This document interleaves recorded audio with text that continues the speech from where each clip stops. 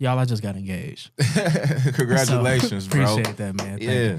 So my cousin called me and he apologized for not showing up, but the more important part was that he thanked me. He was like, man, I appreciate you for breaking this generational curse. Whoever's calling is really rude. They know we shooting. They know what time we do this.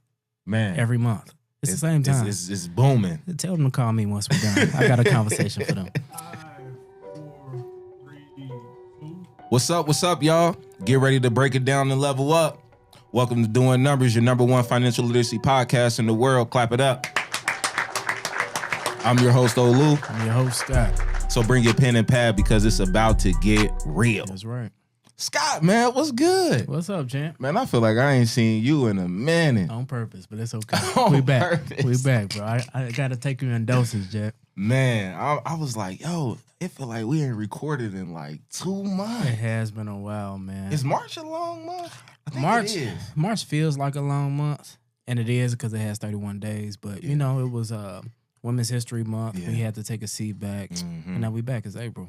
Yeah, you're right. Spring You're right. cleaning. Then we recorded twice in 1 month. That's what it was. We sat Okay. down that whole month of March. That's true. It didn't feel like it, though. It didn't. We had a full plate then, though. We did. But I'm feeling a little extirpative today. Extirpative. I think I'm going to start a new segment where I do like a word of the day. For someone like yourself to use those words, Yeah, I'm an anomaly. on the motherfucking big bullshit me, nigga. And extirpate means to remove completely, to clean the slate, to destroy. And I feel like I've been carrying a lot of weight, and I think I'm going to shed it this month in April. Spring cleaning. Okay. And I'm gonna tie it all together like that. Yeah, I was going to ask you, like, you know, what drew that inspiration? So spring cleaning for the most part. Yeah, man. Like an internal Shedding cleanse. weight. Yeah. Yep. Internal, external, the whole board. I like it. You know what's crazy? I'm hearing a lot of people talking about cleaning house. Mm-hmm.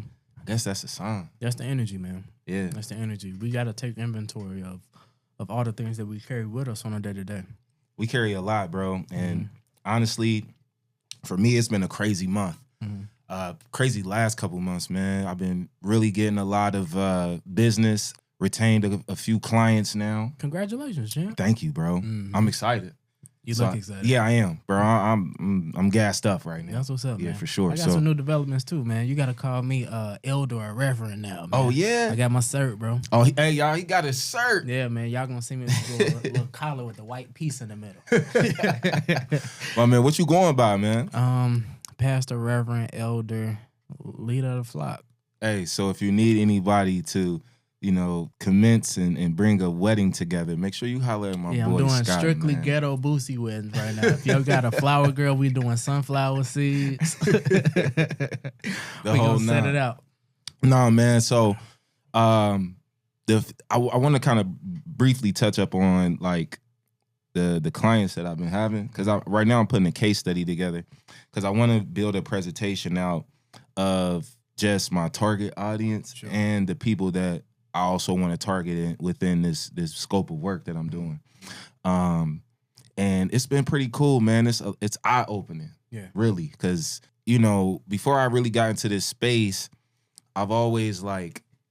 You just never really know what people got going on or what they have set up behind closed doors. Sure. But being in this, those latest and being in this sector now, I'm able to see like what's behind that closed door, and like I said, bro, it's fascinating because you would think like the more money people make, the more that they have put up, saved X, Y, and Z. So what have you seen on the contrary? So far, man. People who make a lot of money got bad spending habits. Word? Yeah. Like what's the most common expenditure that you've seen? Dining and entertainment. So people are kind of like pacifying themselves with their dollar. Yeah. And with the profession that I'm in now, we try to help patch up those leaks, those money leaks. And like I said, a lot of it has been in those categories of dining and entertainment. And when we first started this podcast, when we were doing our street team, I remember my guy talking about how much money we put into entertainment. So now it's all coming full circle because I'm seeing it like, damn, we really are putting thousands into this entertainment. Like, and it's nuts. And we're not reaping none of the benefits. And we're not reaping none of the benefits. So, God, we got to stop. Let's cut back on that entertainment for sure. Yeah, and start putting more money into ourselves, because one thing Dre told me, and this sticks with me, is like, we spend our lives making other people rich, but we don't think about making ourselves rich. At least not enough of us. Mm-hmm. So that kind of walks us into this conversation that we have about Black family woes, and how as a family, as a group economic situation that we got with that, we don't necessarily put that money up to make ourselves rich. Or our families. Or our families rich. Yeah, like we live in an individualistic society, even in our homes. Why do you think that is? It's a bunch of components. I think the first and foremost is indoctrinations from slavery and stuff like that. How we're taught to live separate, and how we're taught that there's a hierarchy in the house, and that certain people can't play a part. You know what I mean? Yeah. Like, as far as children go, they don't have a role in the economics of the house. Even leading up into their teenage years. Yeah. I know you and I experienced parentage who said at a certain age you had to leave the house. When that takes a source of income, that takes a resource out of the house, as opposed to keeping it in and exercising it towards a profitable goal. And to piggyback on that, man, it's crazy because, and this is no shot at my mom, man, but I love your mom. I love her too, Mom. I love you.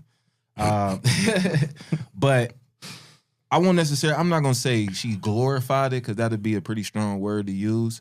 But to add on to what you said, it was one of those adult graduating moments. Like, okay, this shows that you're ready for an adult. Like, you have the bar mitzvah for Jewish people to, at 16, to welcome them into adulthood. I think for us is get up out of my house. You 18, it's time to go. That's our version of it. Yeah. And I had to deal with that, man, and it was tough. And then I look back at, some of my friends that either currently still live with their parents or have lived with them up beyond 18, how better they're actually doing. And we make fun of them. And we make fun. I was just about to say that. That's so weird, man. It's weird. We like, you still live with your parents. You ain't no man for real. And, or, bro, what you doing? Like, why you ain't out on your own yet? We ostracize them from society if they haven't ventured out on their own and they are living at home. We don't see the advantages to those situations. We don't. And we try to keep up with the Joneses. We try to keep up with the Joneses, man. And it's a slippery slope. It is, for sure. It's a slippery slope because we try to keep up with the Joneses in the wrong way. And I was just sitting here thinking when we was in the back room talking about this episode, how we keep up with the Joneses on the consumer side rather than the ownership side. Yeah. I would rather keep up with the Joneses on the ownership. You know what I'm saying? At least I know we're driving towards something that we are able to obtain and make it our own. Absolutely. Versus, just going out there buying things just to keep up on the materialistic side, which holds no value. Most of it is a liability. And now we just kind of sitting there like, dang, it's depreciating. We have nothing to recoup from that. I was thinking about... No, I agree with that. I was thinking about where the concept of the ideology of keeping up with the Joneses comes from. And essentially, it's like an opulent family in New York who set the precedent for what to do with your money, XYZ, and how that's supposed to look. And I think there's a message lost in that because everybody's goals is different. Like, your goals may look a little different from mine, but if I'm following you, then I'm straying away from what my trajectory could and would be had I focused on my own goals. Even if I use certain tools that you implement in your life, right? I'm supposed to gear them towards the goal that I have set for myself. Facts. And then keeping up with the Joneses, whether it be social media or XYZ, all of those things are so profitable because of the behaviors that we put into them. I.e. keeping up with the Joneses. And, man, I don't if we use those platforms to promote not what it's supposed to look like, but the process it takes, I think we'd have a better outcome of what social media looks like now. Well, yeah, because social media definitely has made us all, to some fashion, consumers more than thinking along the lines of ownership. I mean, play for your blue check yet? There you go. Did you pay for your blue check yet? You know what I'm saying? Like, and then the instant gratificating pictures, videos, shorts that we see. A lot of it is just glorifying individualism. Mm-hmm. Hey, this is what I did. This is what I've gotten from doing what I did solo. Right. And a lot of people don't be real with themselves, or they don't be real to media. Mm-hmm. This actually didn't come from me. Right. I actually had a whole team that helped me with this. Mm-hmm. And now, I'm able to reap the fruits of the labor that we all put in. But I want to go on social media to put on the show that this was just me. The highlight reel. Mm-hmm. And that's honestly why I kind of been scaling back on social media lately. Yeah, I have. For our podcast, I post, what we do. Mm-hmm. I very seldom put things on my personal page, like the accomplishments that I have on so your far. Personal side, yeah. And to be honest, we just purchased a car, bro. I didn't post that. Good. You know what I'm saying? Mm-hmm. If you would have talked to me about 3 years ago about this, I would have probably posted it and took a few pictures in the car and showed the interior, the digital dash, all that. Put your filter up there. I would have put the filter up there, had a crazy caption, showing somebody I got this on my own. Mm-hmm. What you doing? Yeah. But I decided not to, bro, because it doesn't make sense. But that's the culture, though, right? That's the culture now. And I think, what do you think it takes to have a paradigm shift as far as the culture is concerned when it comes to being flashy instead of being about your business? I think just realism, honestly, man. One word, and when I say realism, being real with yourself, financially, spiritually, mentally, I still got ways to go. Mm-hmm. This was a short accomplishment. This is great, but I still got a longer way to go. Mm-hmm. But for some reason, we stop at that short accomplishment and then we magnify it to a crazy, you know what I'm saying, point to where it's dang, you got me now stuck on this, and now I painted this picture about you, but then you fall off, and then it's damn, this man took a deep fall. But he ain't really, in reality, you didn't fall nowhere. Mm-hmm. And then I think on the other side of that, we don't post the pitfalls that we go through too. We don't. So we have to keep up with our next highlight or our last highlight. Trying to chase, keeping up with the Joneses when it comes to that. My last win was this. I got to scale past that. Mm-hmm. And then I think we kind of beat ourselves up if we don't hit that mark. So who is it in our family that you feel like should step up and be that source, be that leader to change that dynamic? I think everybody should be their own leader in their own right, but for everybody around them. I don't feel like it should fall on one person. I think it falls on everybody. I think that responsibility should be shared. But I think since our societies are built to have the mind frame that you look towards the man, women kind of don't get the opportunity to show what they got. And we miss a viable resource in our household. I'm trying to figure out the best moments to have those conversations, because right now, actually, I'm in a situation right now with my family where we have some land that was passed down from my grandfather, and me and my cousin. That's the man that had you in a sweatshop? Yes. Y'all remember that episode? Well, O said his pop had him in a sweatshop. Early. I was in there early, man. Yeah. So, but no, he great man. Has some land here in Georgia, and I sat down with my cousin and we was like, yo, enough is enough, man. What are we doing? We've been sitting on this land for a long time. We really haven't gained any true income off of it to compound that into something different. So what can we do? How do we begin that conversation? And I ain't gonna lie, it was very tough. And I even had, when we set up because we set up a WhatsApp, we put all of our cousins in there. And honestly, I just told my cousin who I'm developing everything with, I was like, look, we just got to be straight up. If you want to be a part of this, you know what I'm saying, thumbs up. If you don't, then, thumbs down. Or if we don't get a response back from you within 48 hours, we just going to take it as you don't want to be involved. I think that's how intentional and direct you got to be. I agree 100%. I'm glad you took that approach too, because it's a scary thing to do, especially if you in a family and you don't want to exclude anybody, but sometimes they exclude themselves. But sometimes you got to be the change you want to see in your family as well. Yeah. My cousin called me the other day. Y'all, I just got engaged. Congratulations, so, bro. Appreciate that, man. Thank you. So my cousin called me and he apologized for not showing up, but the more important part was that he thanked me. He was like, man, I appreciate you for breaking this generational curse. Whoever's calling is really rude. They know we shooting. They know what time we do this. Man. Every month. It's the same time. It's booming. Tell them to call me once we're done. I got a conversation for them. But oh man, he thanked me, man. Yeah. He was like, man, I appreciate you stepping out there and being the first, because we don't have any examples of, you know, putting your relationship as a priority, right? Like sitting out there and saying, hey, I'm committing to XYZ, whether it be a relationship or anything. Yeah. We don't press that line in our communities or our families.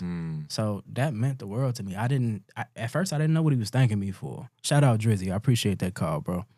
But it set a fire in me, because you never know what impact you have on people until they tell you. Like you don't just assume that, you know what I'm saying, you setting an example. You just living your life, right? Yeah. But in living your life and being prosperous or doing things that benefit the collective, you don't understand like what contributions you make towards that goal. I believe it. I think that was big of your cousin, man, to you know, apologize first and foremost, because it takes a man to, you know, just own up, bro. Like, yo, you know, I messed up, or I wasn't, you know, I should have been there when I should have. I apologize about that. And then we move on, man. I think, you know, for the most part, people forgive. You know what I'm saying? Yeah, you don't forget, but it wasn't even that for me. Like I don't wanna harp on this too long. I'm just gonna say this and we're gonna move on. I think people's expectations of how you see them supersede what your actual reality is. Like I invited everybody I invited because I wanted them to feel included, not because I needed them to be there. Only person I needed to be there was the person I was proposing to. But I enjoyed the familial aspect of everybody showing up who did show up. Like anybody who didn't take away from the experience. I just wanted them to feel included. And this ain't the thing they need to show up for anyway. It's not. Right. The wedding, y'all gonna kick in how y'all kick in. Like we're gonna have a Cash App, a Venmo, all that. That's what we need. But yeah, man, it was a pivotal moment for me to hear that from him. Because you don't know the examples that you set. And going back to our original point with your land, you don't know the example that you'll set by just going out and doing it, by being the change you want to see in your family, because that might inspire the people that didn't get included to go out and do it on their own. I believe so. And honestly, a lot of my family members are now looking at me like, yo, you not even might, like you the next up. Like we've been waiting for one of our male familial members to step up and, you know, want to do something like this, and to hear you do it and be, you know, advocating for us to come together and to be, you know, as intentional as you are about getting this done and getting it done in a timely manner. Like I respect that. So my respect level for my family has skyrocketed. My aunt called me the other day. She was like, yo, it's like a word around town, you a smart ass young man. So I'm like, damn, that made me feel good though. I ain't gonna lie. I'm like, yo, I'm putting in that work. I think sometimes all it takes to make your family proud is for them to see you doing something. Yeah. We got so many people in our lives doing nothing. And there's no shots at them. But some people don't have the inspiration to. Yeah. But I think with the podcast, it's in everybody's faces. You know what I'm saying? Like, whereas if we were venture capitalists, they wouldn't see any of the moves they were making. But since it's at the forefront, it creates the opportunity for people to have that type of admiration or pride in us. So I appreciate the space that we in now, bro. I do too. I do too. So I'm excited about what we got going on, man, because I'm a visionary type of guy. I like to, what my man say, I have the long view. What's my man name from Game of Thrones? There's so many guys. Tyrion. No. He's with Jon Snow. No, who? What's the House of Dragons families? That's the Targaryens. And who else? The old girl that married the father. What's her name? What's her name? Chris. Man, y'all hit us in the comments with the Game of Thrones lingo. I got to go back and rewatch Game of Thrones now. I'm trying to reference this man. Sir something. I know his first name is Sir. They call everybody Sir on Game of Thrones. Oh, they wear the green. I know you're talking about. Yeah. So I don't remember. I got to brush it. It was an episode though, and I'll get it. Yeah, hit us in the comments with the name, and we fumbling that. But it was a scene where he was like, "Yo, the destruction of our family is going to come from the fact that our king does not have the long view. And that sat with me, bro, because he was a young dude. That's a bar. You know what I mean? And as you continue to watch House of Dragons, you could start to see that family legacy crumble because he did not have the long view. He wanted to attack things right away. He wasn't ready to listen to any of the elders. He didn't want to congregate with, you know, more experienced people in the community or in his family dynamic. And therefore, man, it was a short stint for that legacy. Yeah, you got to have a room for wisdom at your table. You have to. That definitely got to. And be willing to listen, man. You got to be coachable.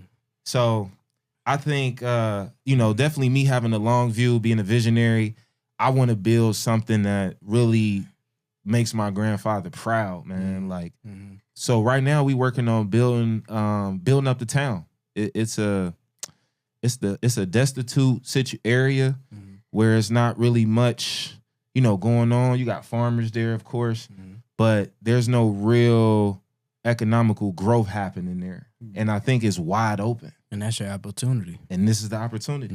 So I told him, I said, yo, I got a ton of people that I've now built my network around, which is ultimately going to expand my net worth at some point here. But as soon as we ready, I have the people. We got the resources. Right. And so I think that's where a lot of them was kind of like, okay, because we could talk a great game, but if we don't have the resources to back it up, what the hell we talking about? I got a question for you. Yeah. Just looking back at when we had group economics in our communities, like let's just use Tulsa, Oklahoma as an example, right? Black Wall Street.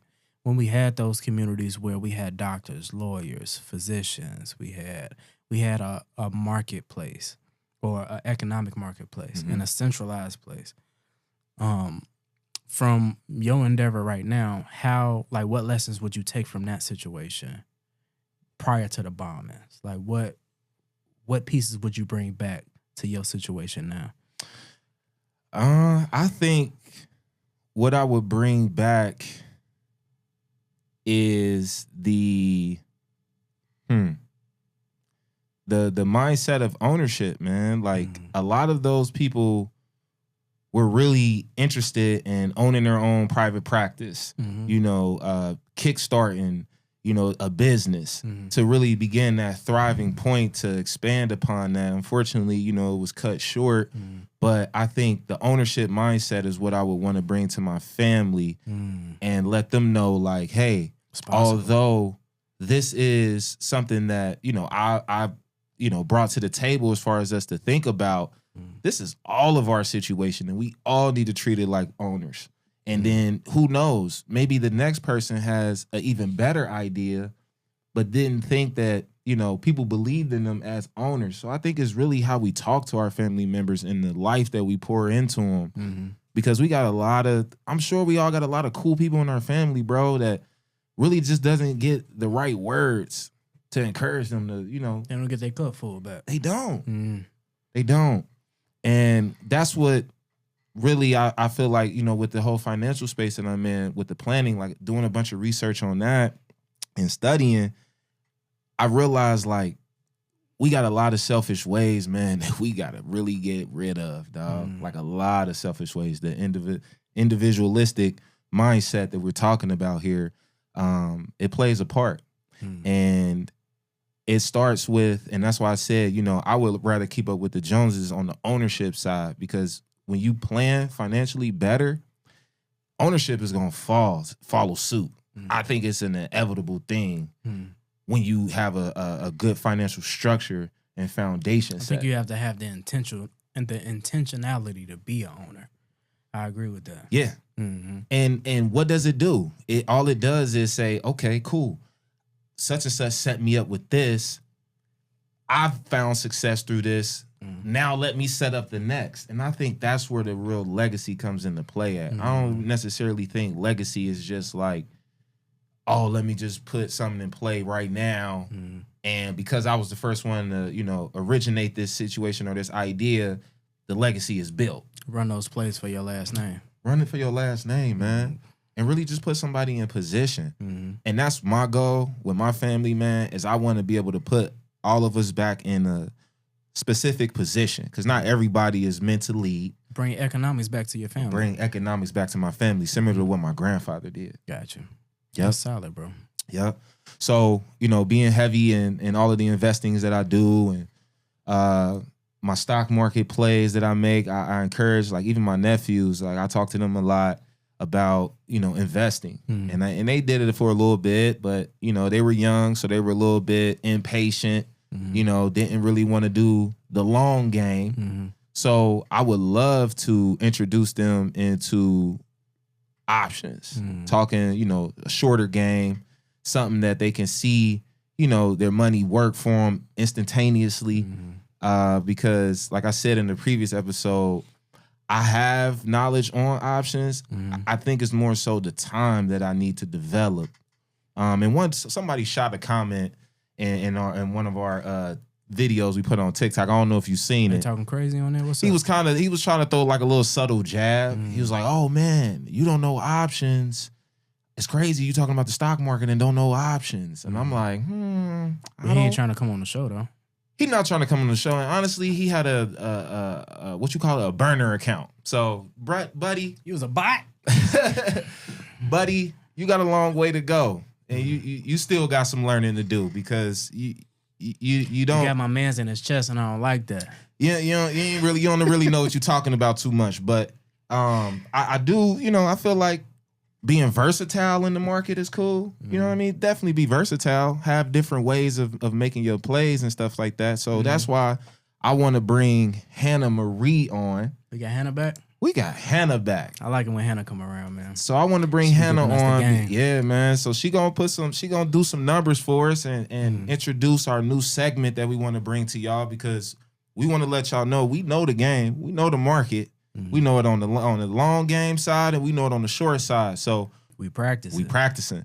So without further ado, man, I want to bring on our newest doing numbers stock correspondent, Miss Hannah Marie. Let's go. Hey, y'all. I'm so happy to be back. Thanks for having me. And now let's get into the numbers. Today has been an amazing day. Like I said, majority of days I'm done by 11 a.m. And today, what makes it so much better, I love days like today, I was able to call out an amazing entry for my group of mentees, the people that trade alongside me. And we are currently up. The market is currently up over $100 now from our original entry. 1,000% minimum. So I'm super glad for all of my mentees that were able to take that call out with me this morning and just let it ride out. But let's get into the numbers on how we're able to generate those returns. I do want to give the disclaimer that those returns, they're not normal in the stock market. A lot of investors look for maybe 20%, 10% based upon their risk tolerance and stuff. That's huge. You got to know your risk tolerance. With stock options, it's an amazing tool in order to grow your investments, but you got to take on the risk. So one of the things I look for in the market is something called gaps. So today, the market generated, today is April 2nd of 2025. The market had opened and created a gap at 56.30. was the close of yesterday. The market opened all the way down at 55.80, 55.81 to be exact. And then so I was able to see where that gap was created. A lot of times the market likes to fill those areas. That's why I put alerts on, so I look for it to fill. It just so happens today it filled and it went even further. So that was amazing. But one of the things I also look for in the market is going to be fundamental analysis. That's going to be your news pieces. Today, there was a little bit of news, not so much. A lot of days that there is news at 10 a.m. And typically I wait for that unless I see a super good setup like I did today.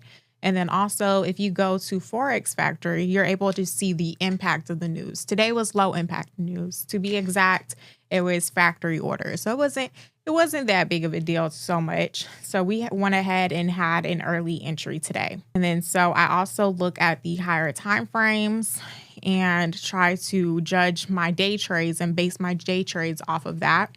So today we were able to get that signal I believe the original entry was at 55.90. The market went all the way up to 56.95. So that was amazing. I'm super happy. But yeah, and now it's kind of reversing down. We have a new 4-hour. But nonetheless, some of the things I look for in the morning. So that's going to be fundamental analysis. If there's different news pieces, what's going on overall in the market. One of the biggest things that you have to be aware of, especially with stock options, is when Trump speaks. Inevitably, it's a market mover. Today, he speaks at 4 p.m. So for me and my group, unless you're doing a straddle, meaning unless you're doing both a call and a put, I recommend them to close their day trading positions. Don't swing it overnight unless you're just doing both a call and a put. And basically with a straddle is you're letting the winner win. Typically, we're done with the market by 11. We stay on until 12 just in case the market is really moving in cases of today, or just in case anybody has any questions if the market's consolidating, which meaning if it's moving slow, we're able to answer questions. Thank you, Hannah. That was So dope. you reminded me to take. I'm super undisciplined when And it real comes quick. to my stocks. I tell my fiance, well, I ask her like, "Did you check your stocks today?" And I didn't check mine today, but you said the market went up 100. I earned $134 today, so I There we appreciate go. you. There we go. I'm pulling out of everything today. With the volatility that is being produced right now, it is crazy. It would be very beneficial for you to learn stock options. Yes, long-term investments, they are key. They are major, especially for long term. But right now, the market is seeing a lot of volatility. In stock options, it allows you to make money while the market is going up, like today, or when the market is going down, like the previous Friday. So learn that. And then one tidbit I would say, just because I'm a mom as well, and I take this stuff myself, is there's custodial accounts that you can create for your children. My daughter, she's 5 years old. Excuse me. She's going to get on to me. She's 5 years old now. I opened it for her when she was like around 2 when I was first learning this. And then you can like trade on behalf of your kids and gift it to them when they turn 18, whether they want to use it for college, whether they want to use it for a home, car, whatever. Got my daughter in crypto and everything. She doesn't know it. She's not going to know it until she turns 18. She going to see this episode. She going to know. She has my spending habits. I got to keep it secret. Make sure y'all like, subscribe, as my man Scott says all the time, and share. And then also catch us every Monday at 7 p.m. Eastern Standard Time on YouTube doing numbers. That's another one. Peace out, y'all.